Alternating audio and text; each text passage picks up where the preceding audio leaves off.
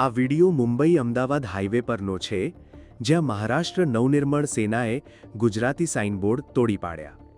Mumbai Ahmedabad national highway પર સાઇનબોર્ડમાં મરાઠી ભાષાના ઉપયોગને લઈને વિવાદ વકર્યો છે, જ્યાં 24 જુલાઈએ મહારાષ્ટ્ર નવનિર્માણ સેનાના કાર્યકરોએ થાણે અને પાલઘર જિલ્લામાં હાઈવે પર આવેલી ગુજરાતી અને કાઠિયાવાડી હોટેલોના ગુજરાતી સાઇનબોર્ડ તોડી પાડ્યા અથવા તો ઉતારી લીધા.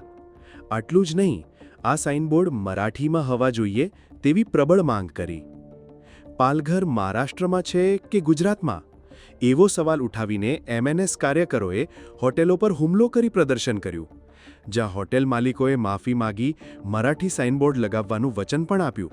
ત્યારે ઘટનાનો વિડીયો વાયરલ થતાં લોકો સવાલ કરી રહ્યા છે કે આને ભાષા પ્રેમ કહેવાય કે ભાષાના નામે ગુંડાગીરી?